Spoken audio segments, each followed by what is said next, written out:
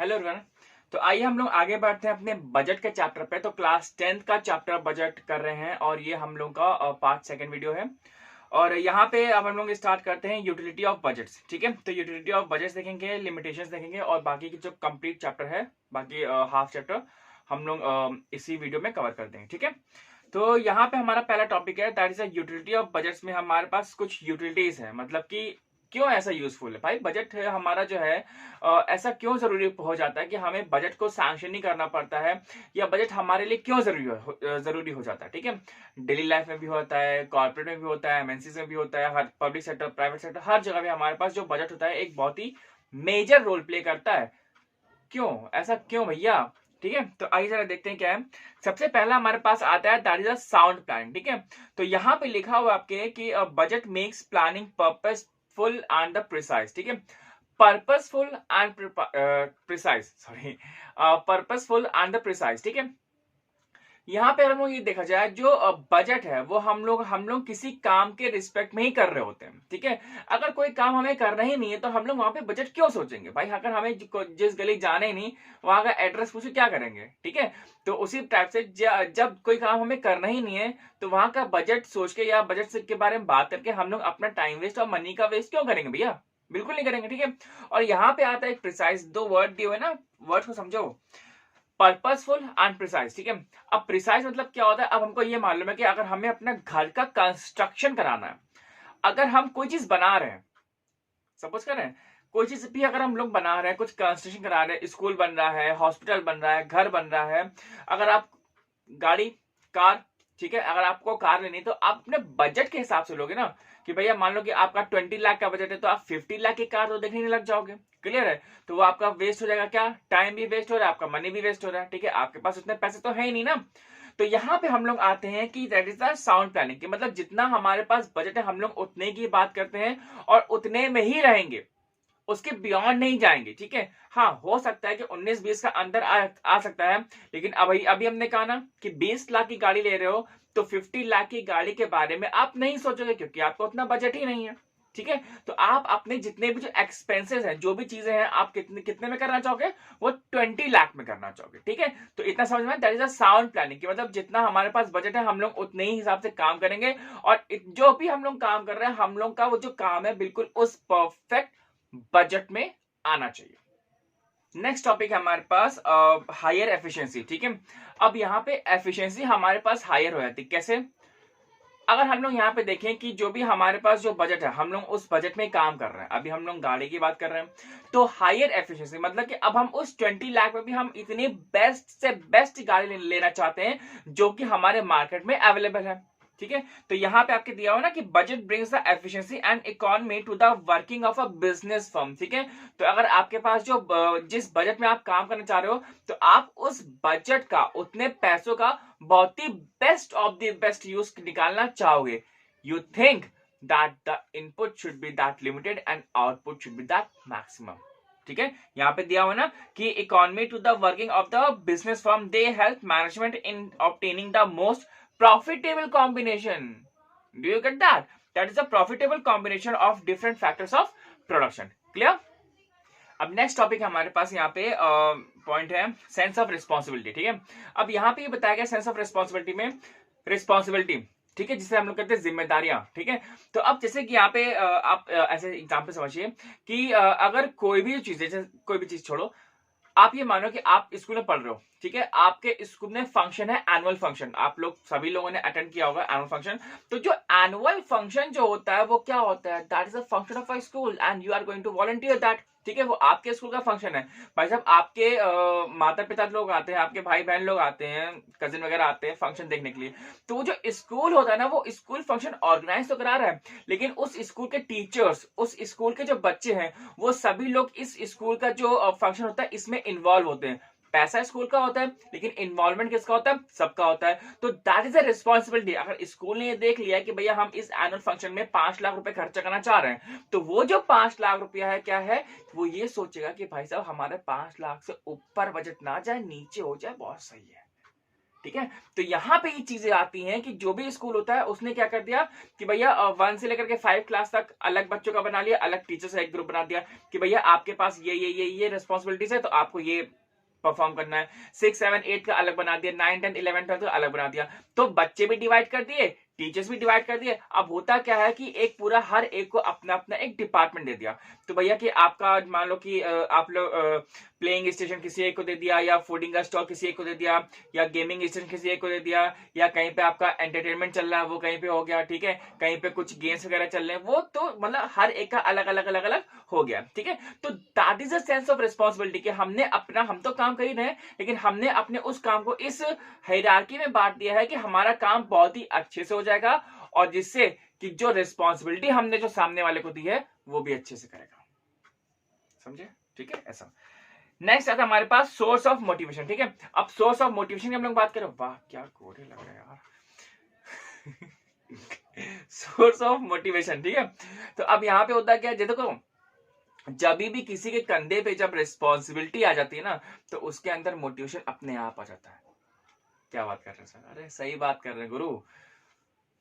आप कभी भी देखो, आप जब क्लास में बैठते हो, जब आप ही क्लास का मॉनिटर होता है, जब भी आपने बचपन में देखा होगा या आज भी मॉनिटर्स वगैरह होते हैं, तो मॉनिटर्स क्या होता है कि मतलब भले ही आप कोई, जरूरी नहीं कि जो मॉनिटर है वो पढ़ाई लिखाई या टॉपर ही बने, कभी कभी बैक बेंचर को भी बनाया जाता है, ठीक है। जब बैक बेंचर को बनाते हैं तो वो खुद इतनी बात नहीं करता, खुद इतनी शैतानी नहीं करता। क्यों? Just because that he is performing his duty and he is liable to that responsibility, ठीक है। तो उसका भी मोटिवेशन होता है, अरे यार मॉनिटर बनने कम से कम यार, अब हमें शैतानी वैतानी नहीं करनी, और हमें पढ़ाई भी अच्छा करना है, और टेस्ट वगैरह में भी जितने भी नंबर है वो भी हमें अच्छे लेकर के आना। अब यार मॉनिटर बना दिया, अब तो उसके लिए हमें पढ़ना पड़ेगा, छी छी छी छी छी, ठीक है। तो ये एक रिस्पॉन्सिबिलिटी आती है। तो यही तो कुछ, अगर हम किसी को रिस्पॉन्सिबिलिटी देंगे ना, तो उसके अंदर का जो मोराल होता है वो भी और ऊंचा हो जाता है। तो मतलब वो, अगर आप किसी को कहते हैं ना कि यार किसी को मोटिवेट करना है तो उसको रिस्पॉन्सिबिलिटी दे दो, जिम्मेदारियां दे दोगे ना, तो वो बहुत ही सही ट्रैक पे चलने लगता है, ठीक है। नेक्स्ट हम लोग आते हैं टॉपिक में, दैट इज अ कोऑर्डिनेशन, ठीक है। अभी हम लोगों ने यहाँ पे बात की कि आपके स्कूल का एनुअल फंक्शन, ठीक है। अब जब हमने यहाँ पे एनुअल फंक्शन की बात कर ली है, तो दैट सिंपली रिक्वायर्स कि यार कि जो प्राइमरी है, जो मिडिल स्कूल है और जो सीनियर स्कूल है, उन तीनों का हम लोग साथ में काम करेंगे, तभी ना तो गुरु एनुअल फंक्शन परफॉर्म हो सकता है। सॉरी। तो जो एनुअल फंक्शन जो हम लोग परफॉर्म करेंगे, या जो भी आपको जो एक इवेंट है जब वो एक ऑर्गेनाइज हो सकता है, तो वहां पे जो कोऑर्डिनेशन है वो हमें तीनों ही स्कूल से मिलना चाहिए। मतलब 1 से 5 तक में, 6, 7, 8 में 8 से भी मिलना चाहिए, और 9, 10, 11, 12 क्लास से भी मिलना चाहिए, बच्चों से भी मिलना चाहिए, और प्लस जितने भी टीचर्स है, जितने कोऑर्डिनेटर्स है, जितने भी वॉलंटियर्स हैं, उन सबसे मिलना चाहिए। जब तक कि भाई साहब हर एक कोई कोऑर्डिनेट करेगा ही नहीं, क्या हमारा एनुअल फंक्शन का जो इवेंट है वो सक्सेसफुल हो सकता है? नहीं, ठीक है। तो coordination is the very best tool. और किसी भी फॉर्म में, कोई भी कंपनी होती है, कोई भी बिजनेस होता है, तो हमें कोऑर्डिनेशन चाहिए ही होता है, ठीक है। अगर आप इस टाइम ऑनलाइन पढ़ाई भी कर रहे हैं, तो यहाँ पे सिंपली क्या होता है कि जब तक कि आपको कुछ समझ में नहीं आ रहा, तो अपने फ्रेंड से पूछते हो, फ्रेंड से नहीं आ रहा है तो आप टीचर से पूछते हो, किसी से पूछते हो। तो जब तक कि आप लोग एक साथ कोऑर्डिनेट नहीं करोगे, तो क्या एक दूसरे की प्रॉब्लम को समझ पाओगे? बिल्कुल सी बात है, नहीं समझ पाए, ठीक है। That is the thing. Next आता है हमारे पास डेलीगेशन ऑफ अथॉरिटी, ठीक है। ये बढ़िया पॉइंट है। डेलीगेशन मतलब क्या होता है? अथॉरिटी, डेलीगेशन छोड़ो बाहर भैया, अथॉरिटी पे आते हैं। अथॉरिटी मतलब क्या होती है? किसी भी एक सेंट्रलाइज चीज को हम लोग बोलते हैं अथॉरिटी, ठीक है। आपके स्कूल का अथॉरिटी कौन है भैया? प्रिंसिपल। प्रिंसिपल के नीचे कौन है हमारे पास? Vice principal. वाइस प्रिंसिपल के नीचे कौन है हमारे पास? कौन होते हैं? सीनियर कोऑर्डिनेटर्स, ठीक है। सीनियर कोऑर्डिनेटर नीचे कौन होता है? फिर जूनियर कोऑर्डिनेटर्स होते हैं, फिर आपके पास आते हैं टीचर्स, देन फिर आते हैं आपके पास जो स्टूडेंट्स होते हैं, उनको बोलते हैं। अब अच्छा ये बताओ, अगर हम लोगों को एनुअल फंक्शन को जो भी हम लोग अभी एनुअल फंक्शन कर रहे हैं, अभी चल ही रहा है, ठीक है। तो जो एनुअल फंक्शन है, अगर हम लोग उसको, जितने भी जो वाइस प्रिंसिपल है या जितने कोऑर्डिनेटर्स हैं, ठीक है, जो टीचर्स आपके होते हैं ना कोऑर्डिनेटर्स, अगर हम लोग कोऑर्डिनेटर में या वाइस प्रिंसिपल में हम लोग काम की रिस्पॉन्सिबिलिटी को या उनका डिपार्टमेंट हम लोग अलग नहीं करेंगे, तो क्या हम लोग कोई काम अच्छे से कर सकते हैं? नहीं कर सकते हैं, ठीक है। तो जब यहाँ पे हम लोग डेलीगेशन करना पड़ता है, डेलीगेशन मतलब क्या होता है कि हम तो एक सुपीरियर तो ही हैं, लेकिन हमने उस काम की रिस्पॉन्सिबिलिटी को भी हमने बांट दिया है, ठीक है। मतलब ये तो वही बात हो गई ना कि यार डेलीगेशन ऑफ अथॉरिटी मतलब क्या होता है? देखो सिंपल सी बात है। अगर आपको स्कूल से घर जाना, भैया आप बीमार हो गए, आपको भैया लेटर बोल रहे हैं, एप्लीकेशन लिखा, एप्लीकेशन प्रिंसिपल को दिया, चले गए। लेकिन अब यही अगर आप एप्लीकेशन लिख रहे हो, अब अगर आपको ये सोचो कि आप स्कूल क्लास में पढ़ रहे हो और कोई टीचर अगर आपको पढ़ा रहा है, ठीक है, अब अगर आपको वाटर के लिए जाना है, मैम मैं ड्रिंकिंग वाटर या मैम मैं टॉयलेट, ठीक है, जब water toilet water toilet toilet water करते हो तो क्या होता है, प्रिंसिपल से पूछते हो? नहीं ना। उतनी अथॉरिटी आपके क्लास टीचर के पास होती है कि वो आपको टॉयलेट के लिए भेज सके, वो आपको पानी पीने के लिए भेज सके, ऐसा होता है, ठीक है। लेकिन जब कोई सब्जेक्ट तैयार नहीं होता है, लेकिन जब आपको क्या कहते हैं, या अगर स्कूल में कोई फंक्शन वगैरह कराना होता है या आपको कोई स्पोर्ट्स इवेंट हो रहा होता है, तो आप किससे पूछते हो? क्लास टीचर से नहीं पूछते, तो आपको प्रिंसिपल से पूछना पड़ता है, ठीक है। तो इसीलिए हर एक का ना कंफर्ट जोन है, ठीक है।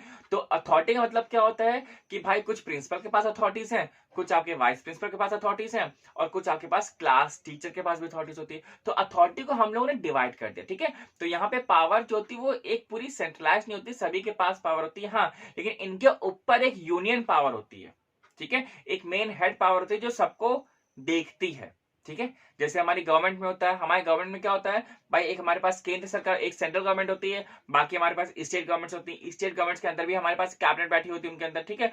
तो पावर हर एक के पास है, ठीक है, हर एक को देख रहा है। तो लेकिन अब क्या होता है, जो सीएम होते हैं वो किसको रिपोर्ट करते हैं भैया? वो गवर्नर करते हैं। गवर्नर किसको करते हैं? वो आपके करते हैं प्राइम मिनिस्टर को। लेकिन प्राइम मिनिस्टर के ऊपर भी एक पावर है, कौन सी?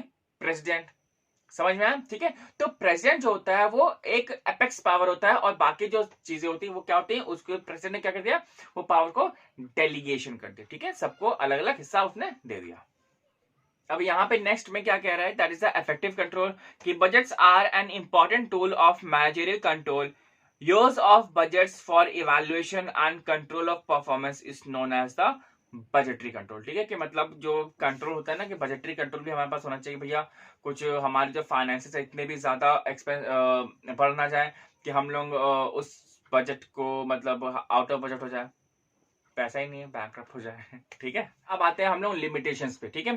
तो लिमिटेशंस ऑफ बजट भी हमारे पास कुछ होती है भैया, इसके क्या क्या लिमिटेशंस होते हैं ये भी देख लेते हैं।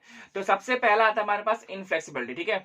कि अब इनफ्लेक्सिबल है मतलब कि ये फ्लेक्सिबिलिटी हमारे पास ये जनरेट नहीं करता है कि मतलब अगर हमने भैया कुछ एक बजट रख लिया है तो हम लोग अपना बजट बढ़ा थोड़ी सकते हैं, ठीक है। तो इनफ्लेक्सिबल है, ठीक है, लिखा हुआ ना यहाँ पे कि very often budgets are so detailed that they become cumbersome. Over budgeting may create the rigidity by depriving the managers of the freedom and flexibility in managing their department, ठीक है। मतलब फ्लेक्सिबिलिटी यहाँ पे हम लोगों को नहीं मिलती है, और यहाँ पे हम लोग बिल्कुल भी रिजिड होना पड़ सकता है, ठीक है। नेक्स्ट आता है हमारे पास इनएक्यूरेसी। अब इनएक्यूरेसी क्या होता है कि सपोज दैट करिए कि आपका जो बजटिंग जो बजट था वो कुछ था, मान लो कि 10 लाख का या 20 लाख का था, लेकिन अब महंगाई बढ़ गई, इन्फ्लेशन हो गया, डिफ्लेशन हो गया over a period of time, ठीक है। इन्फ्लेशन डिफ्लेशन वो तो चलता ही रहता है, तो आपको मालूम ही है। तो यहाँ पे हमारे पास क्या होता है कि यहाँ पे हम लोग इनएक्यूरेट हो जाता है। मान लो कि हमने सामने वाले को 10 लाख रुपए या 20 लाख रुपए दिए, अब 1 साल या 2 साल बाद दिया, तो जो आज के जो 20 लाख है वो हमारे 2 साल बाद शायद का आज के 20 लाख तब 2 साल बाद 18 लाख की वैल्यू रखते हो। तो वहां पे क्या हो जाएगा, वहां पे हमारे पास महंगाई बढ़ जाएगी। जैसे हम लोग कहते हैं ना यार, पहले के जमाने में बहुत मतलब हम लोग 100 रुपए में महीना चला लेते थे, घर वर चलता, सब कुछ होता था, उसमें पैसे बच जाते थे। अब तब का 100 रुपया, आज का 100 रुपया ढंग की एक चॉकलेट नहीं आती 100 रुपए की, ठीक है। तो तब के 100 रुपए की वैल्यू थी, लेकिन आज के 100 रुपए की वैल्यू नहीं, क्यों? क्योंकि महंगाई बढ़ गई है, ठीक है, ऐसा। अब यहाँ पे हम लोग आते हैं, नेक्स्ट है डिस्टॉर्शन ऑफ गोल्स, ठीक है। अब जब बजट हमारा इधर उधर हिल जाता है तो हम लोग को यहाँ पे जो गोल्स है वो भी अचीव करने में बहुत प्रॉब्लम हो सकती है। इसका सबसे अगर बेस्ट एग्जांपल देना चाहेंगे तो आपने एक मूवी आई थी मंगल मिशन, वो आपने देखा होगा। तो जो रॉकेट बनाने के लिए जो आपको शायद, तो मुझे एक्चुअली मालूम नहीं कितना रुपया लगता है, शायद कहिए कि अगर 1000 करोड़ लग रहा था उस रॉकेट को बनाने में, तो वो 1000 करोड़ ना दे करके वहां पे उस रॉकेट को 400 करोड़ के आसपास वो बनाया जाता है। I am sorry for that अगर मैं फिगर बोल रहा हूँ, ठीक है। तो लेकिन आप ये समझिए, कोई चीज अगर हम लोग 1000 रुपए में तैयार कर रहे हैं, 1000 रुपए नहीं है, ठीक है, और 1000 रुपए लगना है, लेकिन उसको अगर हमें 400 में तैयार करना पड़ता है तो बहुत सारे हमें जो अपने एक्सपेंसिव वो कम करने पड़ते हैं। और कभी कभी ऐसा भी हो सकता है कि हम, ये तो एक्सेप्शनल केस है, कि बहुत बार ऐसा होता है कि हम लोग अपने उस गोल को अचीव नहीं भी कर सकते हैं, ठीक है। तो वो हमसे जो गोल है वो दूर से रहता है, ठीक है। नेक्स्ट है expenditure. Budgeting control requires the expenditure of the time, money and the efforts. It is difficult to prepare various kinds of budget. ठीक है, तो ये भी हमारे लिए एक बहुत इशू रहता है कि हमें कम से कम भैया वो तो देखना ही पड़ता है, टाइम वगैरह चाहिए भैया, हमें आज पैसा चाहिए, आज दोगे तभी तो हम कोई काम कर पाएंगे. अब हमें मनी की रिक्वायरमेंट आज है, ठीक है, आप 1 साल 2 साल बाद दे रहे हो, तब तो हमें उतनी रिक्वायरमेंट नहीं रहेगी. ठीक. नेक्स्ट है हमारे पास हाइडिंग इनएफिशिएंसी. ठीक है, तो इनएफिशिएंसी का मतलब क्या होता है कि हम लोगों ने अपना पैसा कुछ ऐसी जगह पे इन्वेस्ट कर दिया है, लगा दिया है जहां पे हमें वहां पे कुछ रिजल्ट नहीं मिलता है.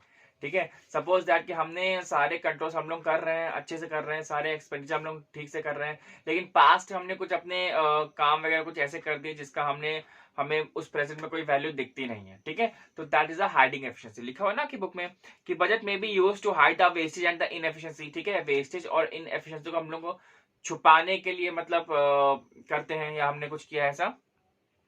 A department may be inefficient even though its expenses are within the budget limits. ठीक है, उसके expenses अभी भी उसके लिमिट के अंदर चल रहे हैं, लेकिन expenditure incurred in the past may become evidence for it in the future even though it may be unproductive. ठीक है, तो हम लोगों ने कुछ काम ऐसा पहले कर दिया हुआ है कि जो भी कि हमारा जो आज के टाइम पे हम लोग उसको देखे थे, यार क्या फालतू काम कर दिया ये.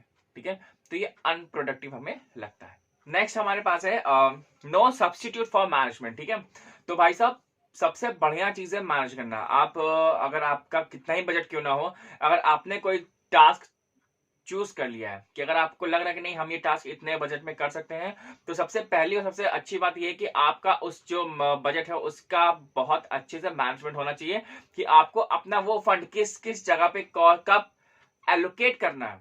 ठीक है, वो आपको बहुत अच्छे से आना चाहिए. अगर आपने किसी चीज को जीवन में किसी चीज को अगर मैनेज करना बहुत सीख लिया तो वो आपके लिए बहुत अच्छा बेनिफिशियल हो सकता है. ठीक है, चाहे वो आप प्राइवेट लाइफ में हो, चाहे पब्लिक लाइफ में हो, चाहे पर्सनल लाइफ में हो, चाहे किसी भी चीज में हो सकता है. ठीक है, नेक्स्ट आता है हमारे पास साइकोलॉजिकल बैरियर्स. ठीक है, या साइकोलॉजिकल प्रॉब्लम भी होती है कि अरे यार बजट इतना कैसे काम होगा जी. तो यहाँ पे क्या करते हैं, जो एम्प्लॉय होते हैं ना वो खुद ही इतना इनिशिएटिव नहीं ले रहे होते, मतलब इतना मोरल डाउन कर देते हैं. अब बजट काम है तो काम करोगे तो ना काम हो पाएगा. अब वो काम ही नहीं करते हैं तो उनके ऊपर जो रिसोर्स में पैसा लग रहा है वो भी हमारे पास वेस्ट जा रहा होता है. ठीक है, तो इस हिसाब से हमें एम्प्लॉयज में एक मोरल बूस्टअप करना चाहिए. अगर वो काम नहीं कर सकते तो हमें उन एम्प्लॉयज को दूसरे एम्प्लॉय से रिप्लेस कर देना चाहिए, जिससे कि हम लोग एक छोटे से एक स्मॉल बजट में हम लोग एक जो नॉर्मल जो गोल्स वगैरह आते हैं हम लोग उसको अचीव कर सकें. नेक्स्ट टॉपिक पे आते हैं हम लोग, that is the cash flow statement. ठीक है भैया, अब कैश जो है फ्लो कर रहा है, इस स्टेटमेंट में हम लोग आ जाते हैं. अगर नॉर्मल सी बात है ना यार, बहुत सारे जो टॉपिक्स होते हैं ना गुरु यार, सिंपल ऐसा समझो कि उनका जो मतलब है वो हेडिंग में ही छुपा होता है. बस आप एक बार 2 बार हेडिंग पढ़ लो तो समझ में आएगा. कैश फ्लो कैसे करेगा भैया, कहाँ पे जाएगा, या तो अंदर आएगा या तो बाहर जाएगा. कैश इनफ्लो करता है या फिर कैश आउटफ्लो करता है.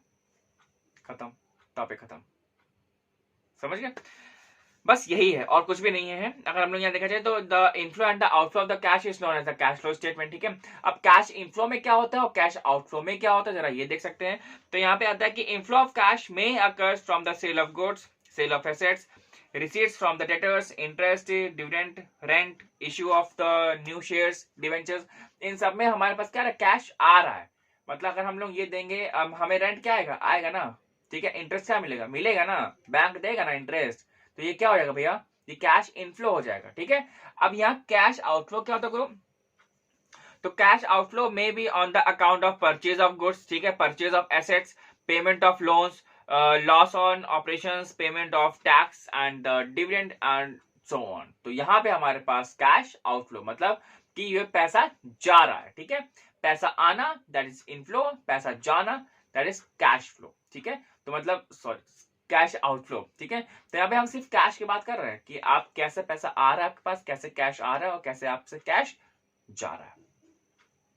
अब यहाँ पे हम लोग नेक्स्ट टॉपिक पे आते हैं, that is the distinction between the fund flow statement and the cash flow statement. ठीक है, तो यहाँ पे आपके डिस्टिंक्शन दिए हुए तो देख सकते हैं कि सबसे पहला दिया हुआ है cash flow statement shows only the changes in the cash position. ठीक है, तो कैश फ्लो हमारे पास क्या है, तो पैसा आ रहा है तो पैसा जा रहा है. तो that is the showing the position of the cash. मेरे पास है कि जा रहा है, मेरे पास है कि जा रहा है. ठीक है ये चीज। Whereas a fund flow statement shows the changes in the working capital position, ठीक है, वहां पे जो फंड फ्लो दिखा रहा है वो वर्किंग कैपिटल का पोजीशन दिखा रहा है, ठीक। Between the two balance sheets, working capital position between the two balance sheets, ठीक है। तो cash is only one of the element of the working capital, therefore a fund flow statement has a wider coverage than a cash flow statement, ठीक है। Next में देख लेते हैं, a cash flow statement is mainly a record of cash receipts and payments, ठीक है। Cash flow statement हमारे पास क्या है, कैश रिसीट्स एंड पेमेंट्स है, उसका रिकॉर्ड दिखा रहा है। It is no doubt useful but it does not show many important changes involving the disposition of the resources, ठीक है। तो बहुत बार कभी कभी जो चेंजेस वगैरह हो रहे होते हैं उसको वो दिखाता भी नहीं, शो भी नहीं करता, क्योंकि जो चीजें होती हैं वो आपको बैलेंस शीट में दिखती हैं कि बहुत सारे जो मिसलेनियस एक्सपेंसेस होते हैं वो आपको बैलेंस शीट में ही दिखेगा, ठीक है, ये चीज ध्यान रखिएगा। In studying the short-term solvency of a firm, one is interested not only in cash balance but also in the assets which are easily convertible into the cash, ठीक है। तो शॉर्ट टर्म में होता है, एसेट्स में भी होता है उसका ध्यान कि भैया ऐसा तो नहीं कि हम पैसा दे ही ना पाए, कंपनी या जो फर्म है जिसको पैसे दे रहे हैं तो उसके पास एसेट्स कितने हैं, क्या एसेट्स दे करके क्या वो हमारा पैसा चुका सकता है कि नहीं चुका सकता है। तो इस पे जो इन्वेस्टर होता है वो बहुत ध्यान रखता है, ठीक है, ध्यान रखिएगा। And fund flow statement provides information about such assets, ये अच्छी बात रहती है। Cash flow statement is more useful to the management as a tool of financial analysis in the short term, ठीक है। जो कैश फ्लो होता है वो बहुत ज्यादा अच्छा होता है। End fund flow statement is more useful in the long term, ठीक। ये हम बता चुके हैं। जो हम लोग अब किसी, देखो नॉर्मल सी बात होती है ना, जो इन्वेस्टर होता है वो हमेशा एक लॉन्ग टर्म एस्पेक्ट से ही सोचता है, शॉर्ट टर्म एस्पेक्ट से कोई नहीं सोचता, क्योंकि शॉर्ट टर्म में यार प्रॉफिट हार्डली कभी मिलता है, ठीक है, ज्यादा जल्दी मिलता नहीं है, अगर मिलेगा तो आपको ज्यादा नहीं मिलेगा। लेकिन अगर आप लॉन्ग टर्म के प्लेयर हो तो लॉन्ग टर्म में आपको वो चीज ज्यादा अच्छे से बेनिफिट करेगी, ध्यान रखिएगा, ठीक है। नेक्स्ट आते हम लोग merit and demerits of the cash flow statement, ठीक है। अब मेरिट और डिमेरिट हमारे पास क्या है, पहला हमारे पास cash flow statement helps in efficient cash management, it is useful in evaluating financial policies and the cash position of the business. Cash is the basis of the all financial operations and therefore a projected cash flow statement will enable the management to plan and control the financial operations properly, ठीक है। तो ये तो आपको मालूम ही है कि जो हमारे पास जो कैश फ्लो स्टेटमेंट होता है, ये हमारे पास जो कैश को अगर हम लोग मैनेज अच्छे से कर सकते हैं तो हमारे पास जितने भी जो कमिंग अप ऑपरेशन वगैरह होते हैं हम लोग इसको अच्छे से टैकल कर सकते हैं और इसमें हमारे पास फंड्स की तो फिलहाल कोई प्रॉब्लम नहीं आने वाली है, ठीक है। तो ये हम लोग एडवांटेज देख रहे हैं, ध्यान रखिएगा। और cash flow statement helps in internal financial management, it is useful in the formulation of the financial plans, example the possibility of the repayment of the long term loans, dividend policies, replacement of the plant and machinery and etc.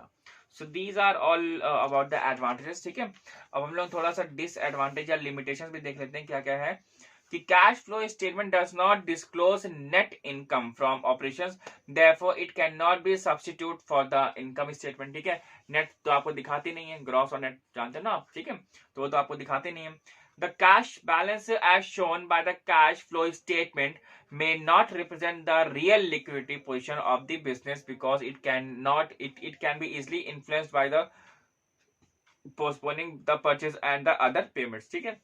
जैसे हम आपको पहले बता चुके हैं, जो cash flow statement होता है वो आपके जो एसेट्स वगैरह होते हैं वो नहीं शो करते हैं, लेकिन जो फंड फ्लो स्टेटमेंट होती है वो आपको शो करती हैं, ये बताने के लिए उस कंपनी या उस फर्म के पास आपके लिए कितने एसेट्स हैं, ठीक है। क्या आपने उस सॉल्वेंसी करने के बाद या अपने जब लिक्विडिटी में कंपनी आती है तो अपने एसेट्स बेच करके आपके पैसा वापस कर भी सकती है कि नहीं कर सकती है, ये चीज, ठीक है। सो आई होप कि आपको ये चैप्टर अच्छे समझ में आएगा, बस्टिंग एंड मैंने तो भैया अपना पूरा कोशिश किया हुआ है और बस आपके ऊपर अच्छे से तैयारी करिए और पेपर दीजिए, ठीक है। और कोई भी प्रॉब्लम हो सकती है तो आपको मेरा व्हाट्सएप नंबर है स्क्रीन पे, ठीक है, आप उस पर कॉल कर सकते हैं और मेरे को व्हाट्सएप भी कर सकते हैं, व्हाट्सएप कॉल, व्हाट्सएप मैसेज, जो भी आपको मन करे वो आप कर लीजिए। तो आज ये रखते हैं, मिलते हैं नेक्स्ट वीडियो में, till then bye bye and thank you very much.